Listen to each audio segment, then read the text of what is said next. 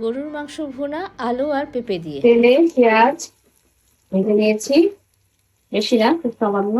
তারপর কাঁচা পেঁপে পিস পিস করে দিয়ে দিলাম। আর এখানে হচ্ছে আদা বাটা আর জিরা বাটা একসাথে। তারপরে দিয়ে দিলাম আস্ত রসুন। আর এখানে হচ্ছে গরুর মাংস, প্রায় 1.5 কেজি পরিমাণ হবে। এগুলো ভালো করে ধুয়ে তারপরে লবণ, শুকনো মরিচের গুঁড়ো আর হলুদের গুঁড়ো দিয়ে রেখেছিলাম কতক্ষণ, নষ্ট হয়ে গেছে। গরম মশলা দিয়ে দিচ্ছি প্রথমেই 4-5টা তেজপাতা, এলাচি, দারুচিনি, হচ্ছে লবঙ্গ। ঢেকে দিব, মাঝে মাঝে ঢাকনা তুলে নেড়ে চেড়ে দিব। মাংস কষিয়ে নিয়েছি খুব ভালোভাবে। এখন দিয়ে দেবো আলু,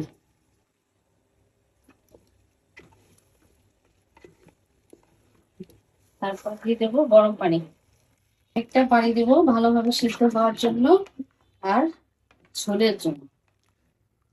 ঢেকে সিদ্ধ হওয়া না পর্যন্ত রান্না করে নেব। পেঁপেগুলো অলমোস্ট মিশে গেছে।